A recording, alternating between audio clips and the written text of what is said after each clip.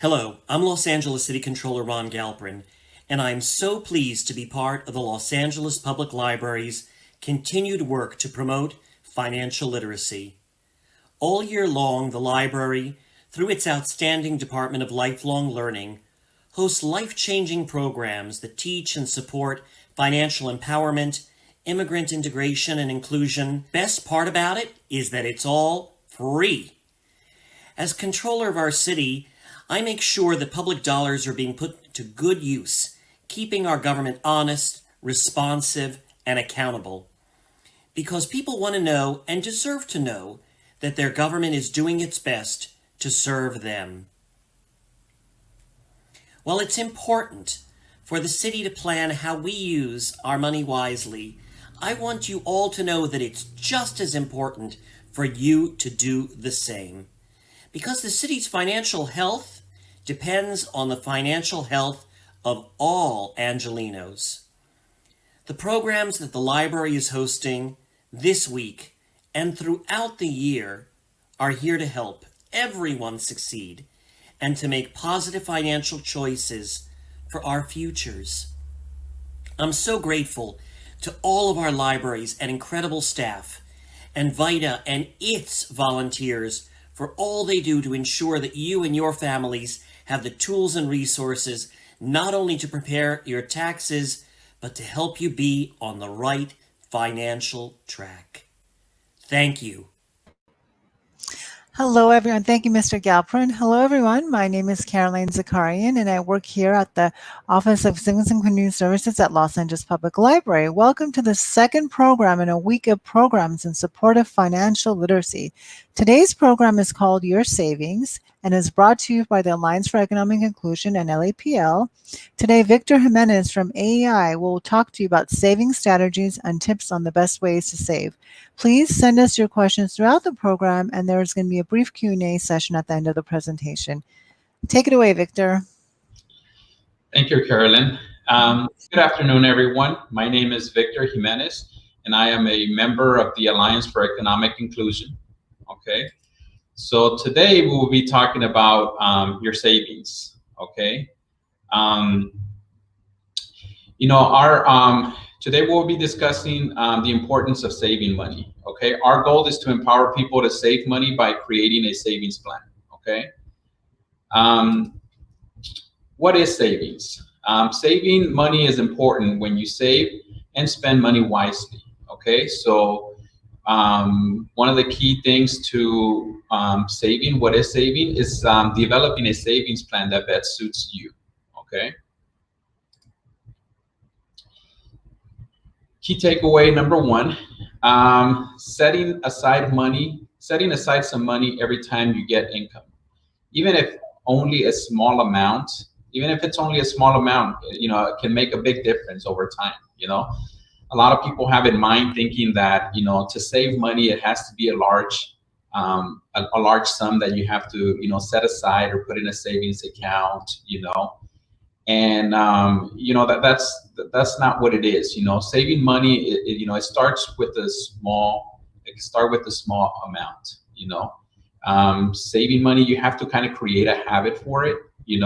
So sometimes, a key thing for it is to start small, set a small goal for yourself, even if it's leftover change, once you start with the small goal and see obviously the results from it, then you can, little by little, create a bigger goal for yourself.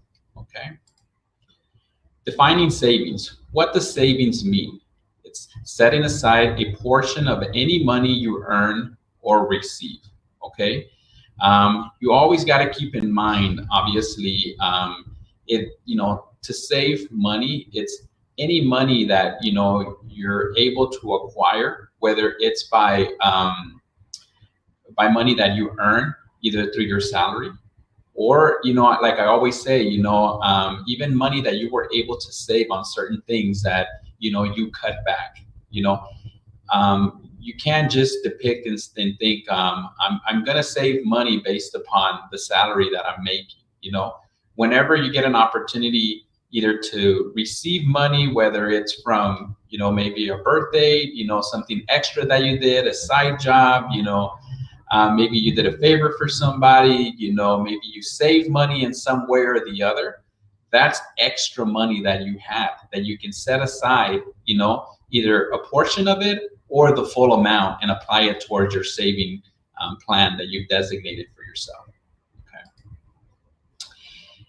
Is spending less money the same as saving money? Well, only if you save what you didn't spend, some people obviously, start off by creating a budget for themselves, to say, I'm going to go ahead and create a budget so that I can minimize, the spending habits that I've created that are maybe affecting me, in spending too much money that I should not be spending. So obviously, if you're going to do that, you have to save the money that you didn't spend. Okay. Savings is setting aside money today for the future. Okay.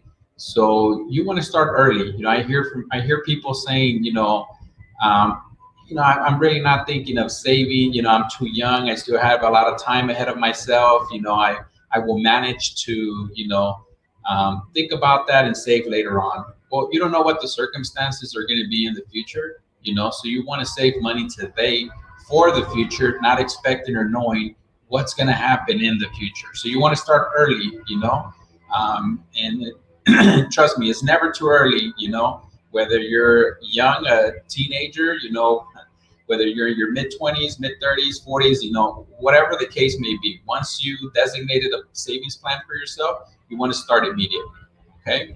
To build savings, spend less money and put some or all of what you didn't spend into a savings, okay?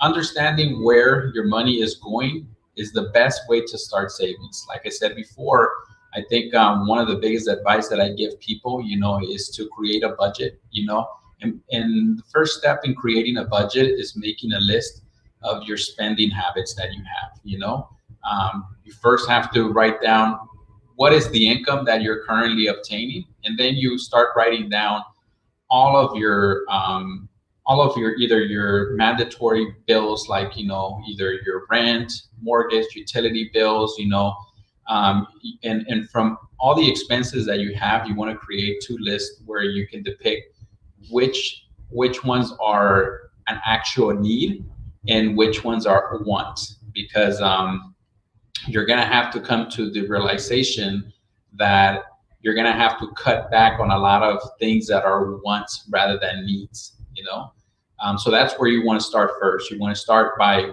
eliminating things that you may not necessarily need, and so that you can start obviously saving money from that, from cutting back on things that you may not need. Okay. Because a lot of people, they want to depict and say that they don't have enough money because, of all the expenses that they currently have, and they need to make more money to be able to save. No, you don't have to make more money to be able to save. All you have to do is create a budget, limit yourself, make the sacrifice, and then start the savings. Okay.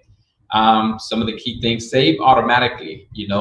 Saving automatically, you can obviously establish an account where you can have automatic transfer set up from either your checking account to your savings account. Sometimes, some employers may have, some kind of program for you where you can automatically, have a deduction from your payroll, to a specific account, so you can always go that route, of trying to set up something automatically, so that if it's hard for you to save because you're the type of person that says, once the hand is in my hands, like I can't help it, but to spend it, well, then you want to set up something automatically so that that money doesn't reach your hands, and it's automatically distributed to wherever, you're designated to save, the money that you set yourself out to. Save a portion of your tax refunds. You can use a portion to increase your savings. Obviously it's tax season. We're still in the phase of tax season where a lot of people, are getting the tax refunds, before you get it, you want to designate what amount, you're going to save, don't take it like, well, this is the amount that I'm getting and I'm just going to designate what, people, before they even get the money, they're already making plans of what they want to spend it in. And, you want to start off by designating an amount. I obviously, if you work for your money, if you work hard, you deserve to spend some of it, sure. Treat yourself to something, but, not to the full amount. You want to designate a percentage of that, to go to your savings. Negotiate your bills. Call your service provider and ask if there is any way you can lower your bills. A lot of people don't know, but obviously there's a lot of programs out there, that a lot of us may not be aware of, so yeah, we always advise, either to call, your service providers, utility bills, water, gas, light, ask them about programs that are out there, that might be able to give you a discount, and lower your bills, and once again, if it's something that you qualify for, you want to take advantage of it, and whatever money you're saving, once again, it doesn't mean that, I have more money, I can spend more now. No, it's money that you can then designate towards your savings, plan. 52-week money challenge program. This is a type of challenge sometimes. I've heard from people where they say, I need like an actual program, an actual plan, something to motivate me. There's a lot of different programs out there, and this is one of them where obviously, you do a 52-week money challenge where you every week you'll designate a specific amount, say $5, second week $10, you start increasing the amount for every week that goes by, so you start small. Like I said, to make it more doable and accomplishable, you could start with a small amount, but then obviously as you go further in, you increase the amount, doubling the amount. Once you see the results after 52 weeks of how much you were able to save, then obviously that's a motivation factor for you. Track your spending and make a budget, once again, which is what I've kind of said, you want to track it. A lot of people, obviously when they set a goal out for themselves, for anything that might be, in this case, savings, you want to track it, because obviously looking at how much you are able to save based upon the sacrifices or the budgeting that you did, it'll be a motivating factor for you to continue, Why save money? To set your financial goals. Develop a plan to accumulate money to use at a later time. Okay, build an emergency fund. Build wealth in retirement. Help you pay for larger purchases. Have a greater sense of financial freedom. Peace of mind. Reduce your financial stress to avoid debt. Okay, so these are many key things of why is it important to save money. Okay, number one here, build an emergency fund. Okay, so a lot of people, I would say, I think, I'm not quite certain on the numbers, but I mean, here just alone in the city of LA, I can for surely tell you that more than 50% of the people here don't have an emergency funds, don't have an emergency fund set up for situations where they might be in need, and obviously we know that life in itself creates different adversities that we may face at different times, so you want to have, an emergency fund, okay, established for yourself, so typically if you're well prepared, sometimes it's less likely that something will happen to you. If you're not prepared, then sometimes it's when things happen. So you want to have your emergency fund, because obviously, you're never guaranteed, to have your job. Something could happen, either the company goes down, you get laid off, something could happen where obviously you're left without a job. And if you have an emergency fund to rely on, it's always a good thing, building for wealth, retirement, you want to prepare yourself. Obviously there's a lot of different, accounts that you can set up. If you work for an employer and they have a retirement program, you want to be a participant of that. If not, there's always, individual retirement accounts that you can establish, upon yourself with the bank. Okay. Help you pay for larger purchases. Obviously, you don't want to put everything on credit. You want to be able to, if you want to buy something, you want to be able to, save and provide as much as possible, give as much money as possible so that you don't have a debt incurred for a long time. Okay. Have a greater sense of financial freedom. Obviously, you'll have a better way of looking at things, you know. Peace of mind as well, you know. You won't necessarily you know, be nervous, be skeptical about what could happen, you know. You know, you'll have a better peace of mind once you know that, you know, you have, you know, an emergency fund, you're saving towards your retirement, you know, you're not in greater debt, you know. So those are all things. Reduce your financial stress, you know, which is exactly what we're talking about. And to avoid debt, obviously, you know, you don't want to be in debt so much. You don't want to put things that you're purchasing on credit cards, getting loans and things like that, you know. Okay, I'm gonna skip this one. Where to build your savings. Okay, so let's talk a little bit about that. Where to put your savings. Many options, you know, obviously. Each one has its advantages and disadvantages, and we'll go over some, you know, here. So home. So if you know, if there's some advantages, obviously, of saving money and keeping it at home. The advantages are no fees, no rules, no additional costs to maintain, convenient, easy to access. Disadvantages, you know, it can be lost or stolen, can be destroyed in fire, flood, or other disasters. You know, easy to access. Okay, so obviously, you know, everybody has their perception or idea on how they want to save, where they want to keep the money, but you got to evaluate the advantages and disadvantages. You know, having it at home, obviously, you know, there's some great things here, but you know, there's some disadvantages that, you know, that it's not secure, you know, and you can easily lose your savings, you know, in a matter of minutes of something happening, like if it's either, you know, stolen or, you know, a fire, like it says here, you know.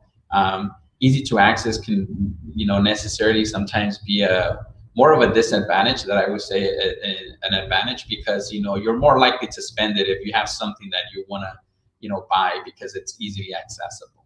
Okay. Friends or family, let's go over that. Advantages: no fees, no additional cost to maintain, may be convenient, may keep you from spending the money so you can build savings. Disadvantages: can be lost or stolen, can be destroyed in fire, flood, or other disasters, may strain relationships if someone happens to spend the money, you know.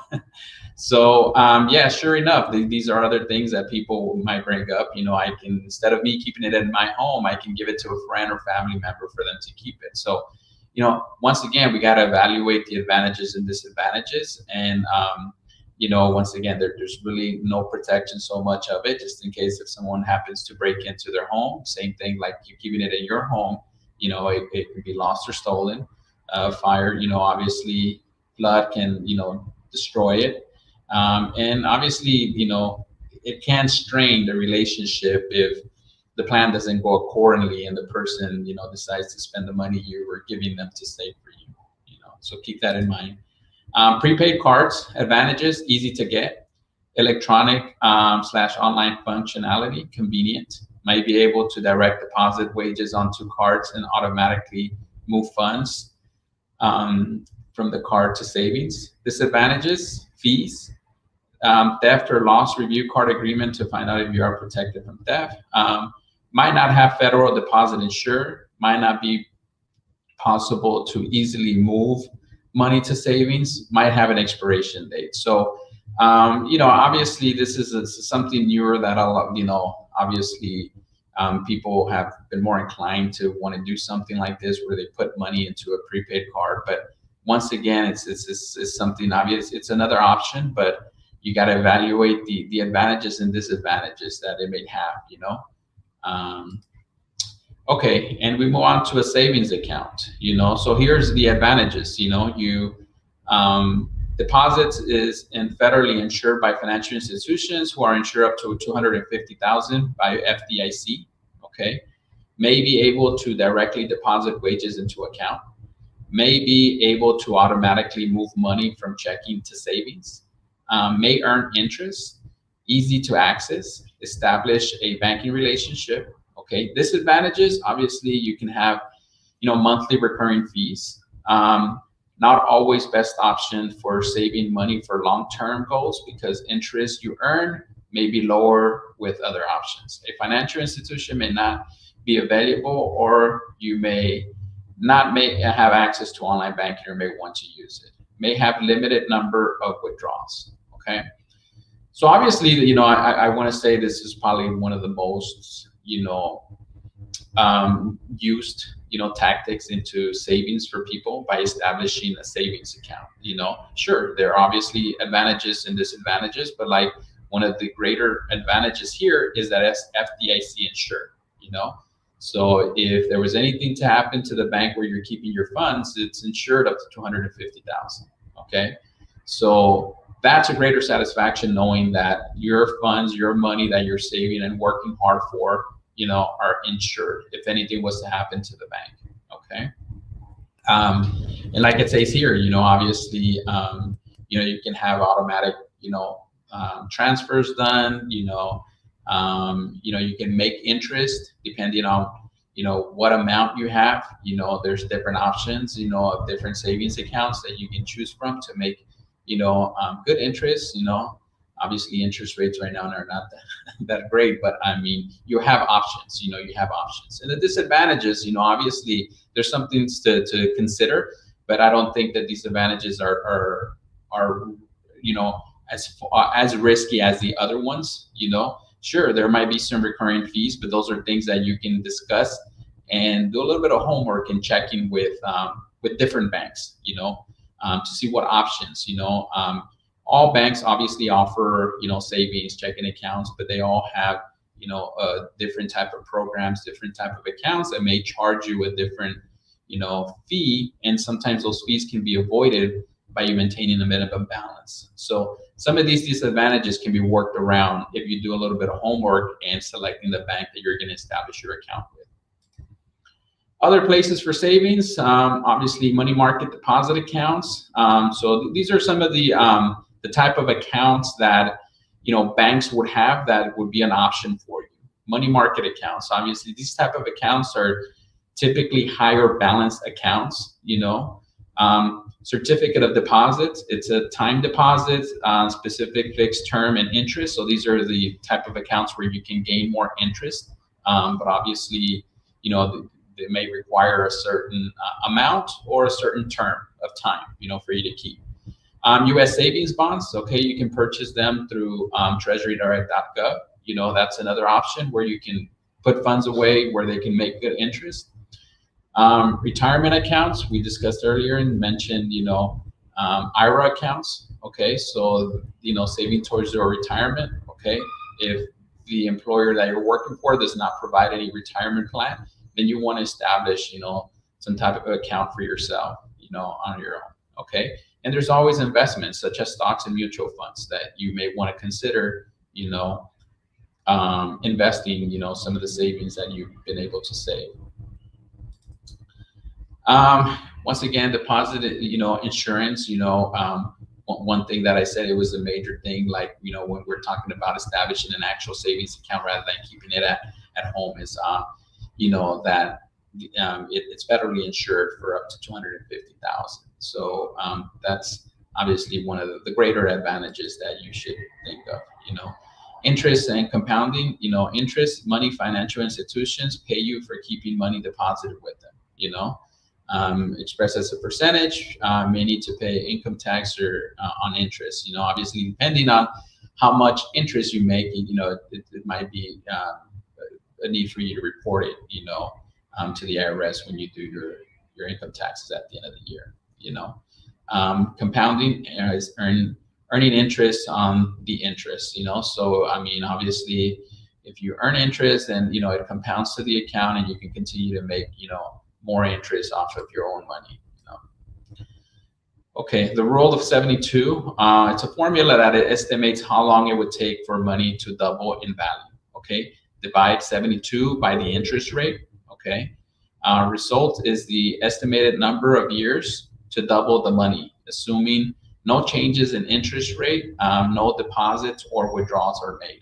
Okay, so once you save a good amount and you want to obviously find a way to either duplicate, and make more money out of your money. So, you want to look at what options do you have out there, and you want to kind of create a plan for yourself, like I said, once you establish a savings account, then you can, and reach the goal of having a specific amount. So you just don't want to have those funds sit there and make the lowest amount of interest, in the first account that you establish. You want to go and you want to find out what are the options that you have to be able to duplicate your money and obviously, double it if that's an option for you. Okay. Here's a little bit of the equation. Obviously it's an example, of the 72 example rule. $50 in a savings account with a 2% interest rate. We divide 72 divided by 2 equals 36. So it would take about 36 years for $50 to double to $100. Okay. What interest rate would double your money in 10 years? Okay. So if 72 divided by 10, it will be 0.72 or 7.2, which needs to earn about 7.2 to double your money in 10 years. Okay. Saving for unexpected expenses. Obviously, there's many other reasons, like I said, not just, to have an emergency fund, but, it's unexpected expenses that can happen, because life just happens, it brings a lot of unexpected, events that can happen throughout our lifespan, If you own a home, you can have, an unexpected expense of things that you might have to fix, And as we all know, it could either come from either your car or your home, Emergency fund savings, fund goals. Okay, so if you pay for unexpected expenses with money you have saved, you avoid creating debt. Okay, takes time and commitment. Okay, it's a cycle. Still worth doing. Important steps to improve financial health and stability. Okay, so obviously these are some of the key factors in, why would it be a good idea for you not to, have to, incur a debt if an unexpected expense occurs,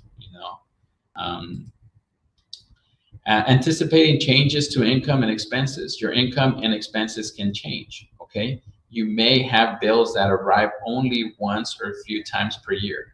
Your spending can increase temporarily, okay?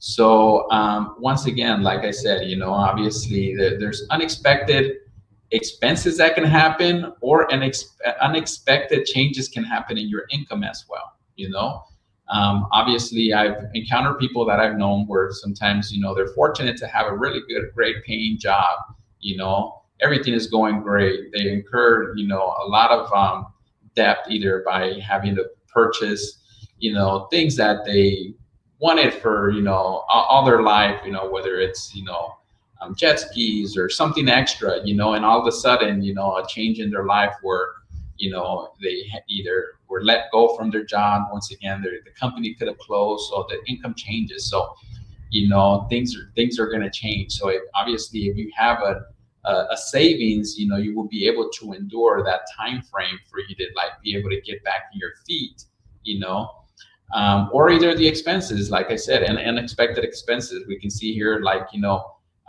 everybody nowadays has a cell phone, and we know how expensive cell phones can be, So sometimes just with the fact of you breaking your cell phone, if you didn't happen to have insurance, and to be able to cover it, that's a big expense nowadays to replace your cell phone. But this is obviously just one out of many examples of things that can happen where you can have an unexpected expense that can range from $100 to thousands of dollars, And if you have a savings account, obviously you will be able to endure that rather to you not having anything at all. Okay. Remembering the key takeaways, an emergency savings fund is part of the foundation of financial health. Setting aside money can cover many unexpected expenses. Okay, so keep that in mind. Saving for your goals. Okay. Your hopes and dreams. What do you hope or want in life for yourself? Okay. Create a financial legacy. Set a goal. You can save more by having a goal in mind.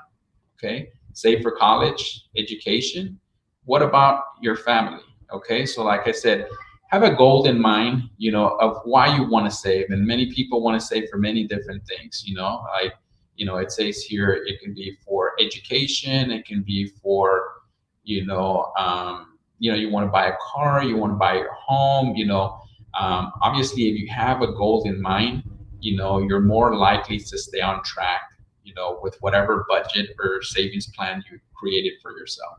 So keep that in mind. It's always good, when you're going to create a budget, when you're going to start a savings plan, create a goal for yourself, because you're more likely not to fall off the wagon, and continue the path of, following the savings plan that you establish. So everyone has a different goal in mind, and whatever it takes, for you to continue that path, you do. Okay. More likely to achieve your goal. Some examples: write them down, post them, share them. Stay focused. That's a great idea. Obviously, if you can write down your goal, then somewhere where you can see it on a daily basis, so that you won't forget, so that you will continue to be motivated. Some people say they post Post-its either in their refrigerator, somewhere in their car. Obviously, places where they might be tempted to spend money that they're trying to save. Sharing them, either with friends or family, and letting them know what your goal is, so they can continuously remind you, hey, stay on track, good job, it could be a motivator, and just maintaining focus, and knowing that obviously you want to stick to the goal, you want to stick to the financial and savings plan that you've created for yourself. Another key takeaway: create a plan to save money for your goals. Okay, so we've talked about that, how important it is to create a plan. You don't want to just not think about it, not create a plan of action of what you want to do.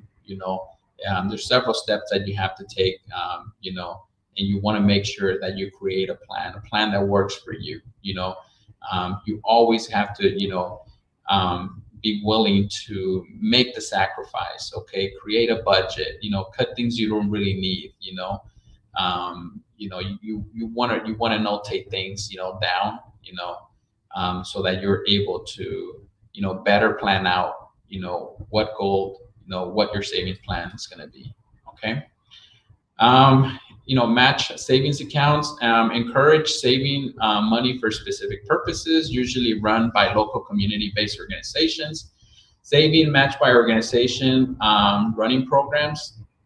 So individual development accounts. So these are other ideas and things that you can consider in when you're going to start, obviously, your savings plan.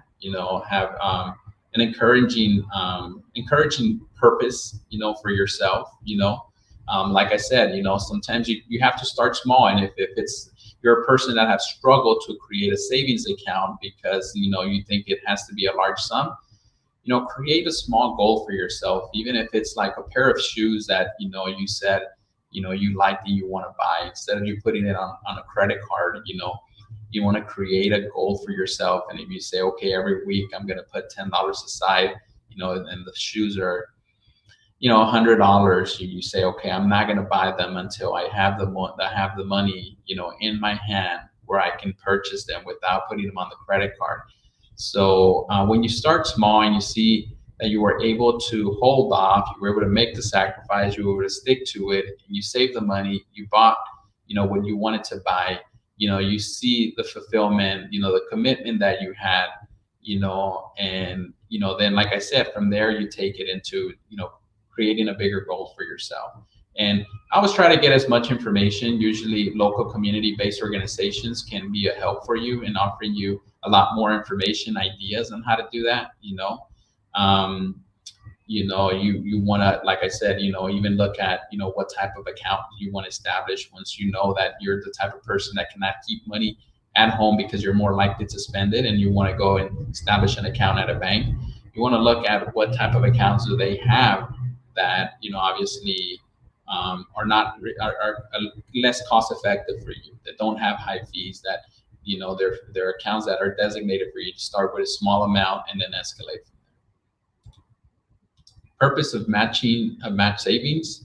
Allowable purposes may include job training, college education, small business startups, purchasing a home, may require financial education courses. So obviously these are some great,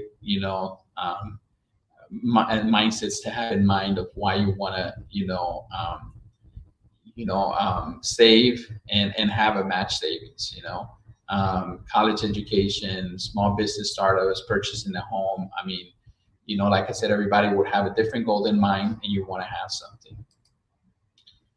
Okay, so now we're going to be discussing a little bit about, LA Saves. This is a program, that is designated, okay, to motivate and encourage and support, low to moderate income households. Okay, so it's designated to, to motivate you to save. Okay, it's a campaign that has always been running for many years. Okay, it's a national campaign, American Saves, but it was adopted here by, the city as LA Saves. So it's a really good program that obviously, you want to be a part of, because it motivates you and encourages you to save. Okay. Almost everyone can save. Okay. Once again, we'll go over the quick steps. So set a goal, make a plan, and save automatically. Okay. So LA Saves is practically, a program designed to kind of provide you with information and kind of help you and be a guide towards whatever goal you had in mind. If you signed up for this, it's something that, you're not going to establish an account with this program. You're going to do it on your own, but it's going to be a motivator. It's going to check up with you. So once you signed up, and you can easily sign up by texting, by sending a text, okay, to 877-877. You just type LA Saves, okay. It'll go ahead and it's going to ask you some questions. It's going to ask you for your name, choose a goal in mind, enter the amount that you want to save per month, okay. Enter the amount of months, that, you want to save for this goal that you have particularly in mind, okay. It's designated to either be in English or Spanish, okay, regarding your preference. So once you signed up, all is going to do is going to provide you with great information. Okay, you can sign up to receive a monthly email, okay, with tips and advices on how to save. Okay, it's going to send you a quarterly e-newsletter, giving you great information, about either, stories about how people were able to achieve their goals. It's going to provide you with great ideas, great tactics. You can always visit the website, and see what it's going on. They have a great calendar there where it'll provide you, different things that are happening throughout the city, different nonprofits, events like the one we're doing today, talking about savings, so it's a great resource for anyone, and like I said, it's free of charge. I mean, you're not establishing an account, it's just to provide you great information, great ideas, it's going to send you a text, just kind of reminding you, have you saved the money that you promised, and if you reply, it's interactive. So if you reply yes, it'll say great job. It'll either send you either a text, an email, kind of reminding you of what, have you saved what you promised you were going to save, and it's a great resource. So I encourage everyone, if you can, to sign up, either go to the website, or text, 877 LA Save, so you can sign up. That's a great program. Okay. And I think that's about it for me. I don't know if there's any questions out there.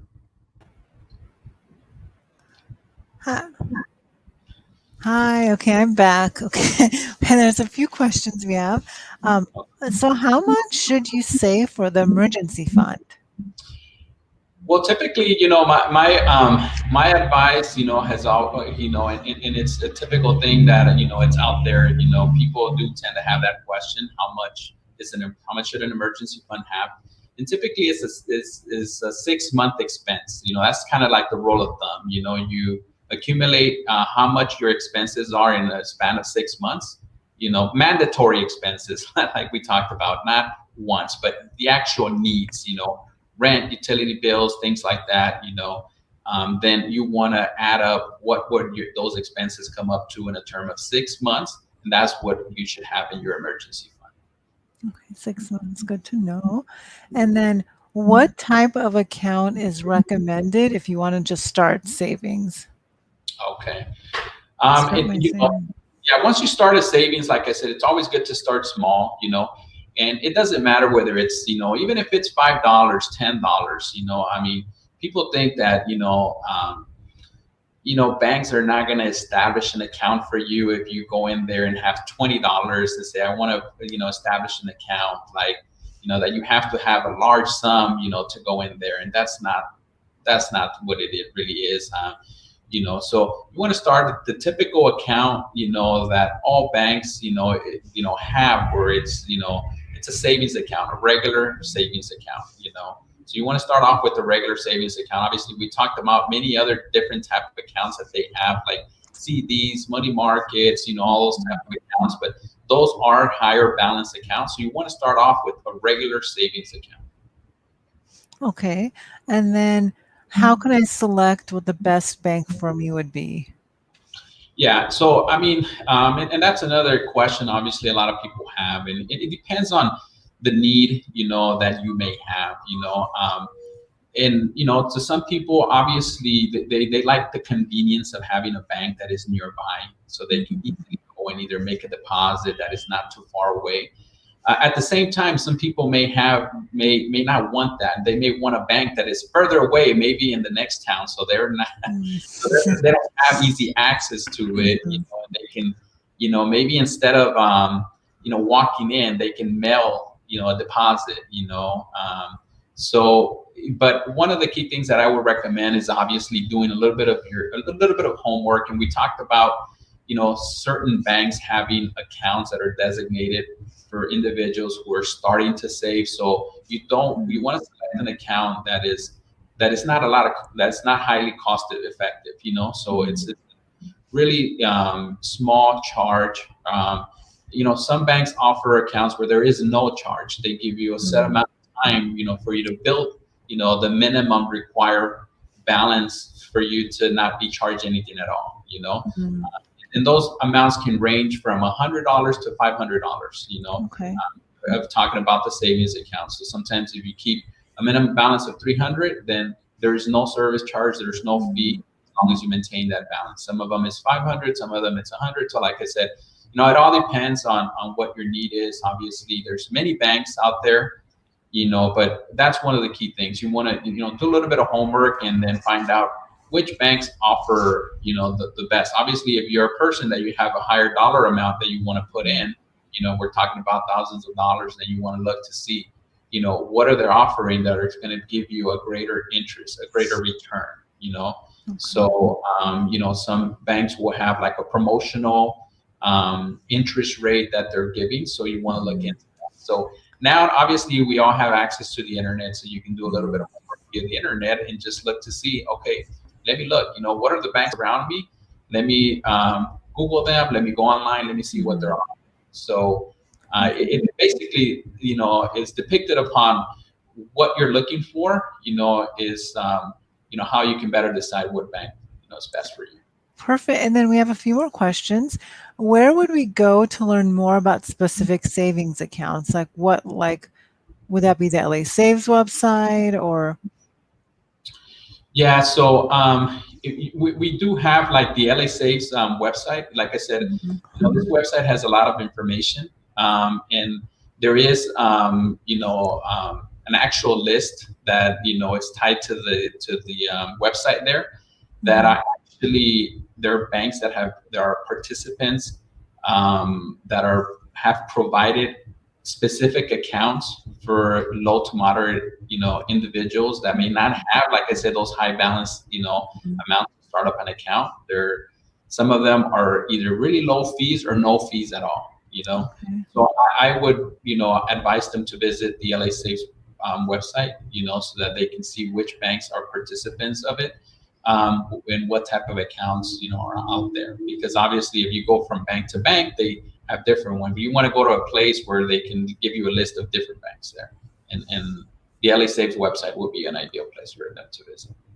Okay, and then also, can you start a savings account for children?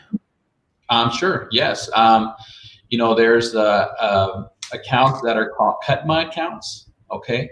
So those accounts can be established the minute the baby gets Social Security issued to them.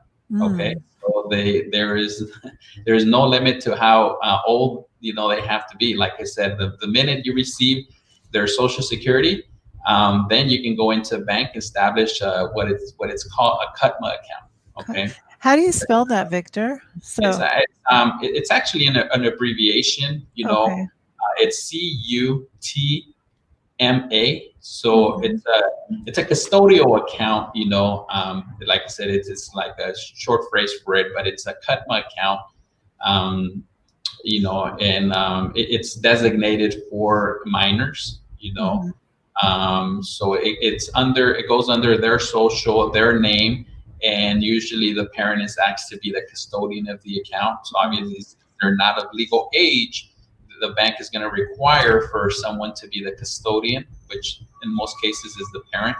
So they'll establish themselves as a custodian of the account, but they don't own the account because the account will be established under the minor's social and name. And then most banks offer this, or Yes. is it specific? Okay, most banks. Yes. And then can you Yeah. also I'm actually doing the scholar share one for my kids. I've already started their college, so I'll probably look into this too. Can you restate the LA Saves website again? Is it lasaves.org, right? Sorry, I want to make sure I give it to them right. I have it here.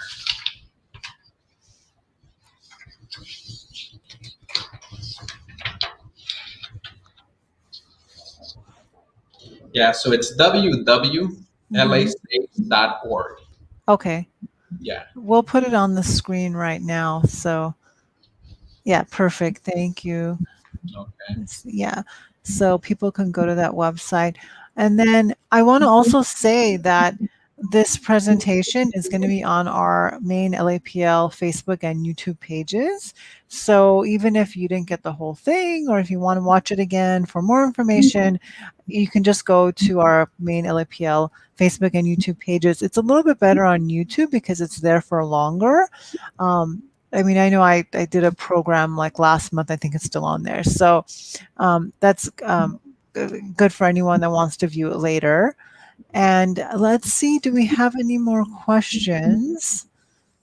I don't see any more questions right now, but always, if you have, another question, lifelong learning at lapl.org is our website, so you can always email us if you missed asking something.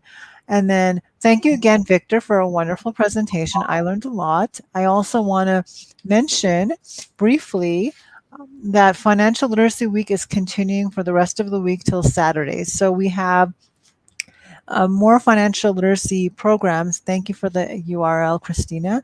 And then please join us tonight. We have an investments workshop, how to be a smart investor. And then more programs we have coming up is the benefits of opening a bank account, elder care, learning more about financial literacy. And on Saturday, we have Financial Literacy Day. So on that day, you'll be able to make a free one-on-one telephone consultation with a certified financial planner. This event is currently booked, but there's a waiting list, and lots of times people don't even show up. So sometimes, there's a good chance people can go in. So, and for more information on this and other financial literacy, thank you, Christina, for the website URL Literacy Week. And thank you, everyone. It was a wonderful presentation. Thank you again, Victor. And yes, follow us on lapl.org on our website. Thank you. Thank you all. Bye-bye.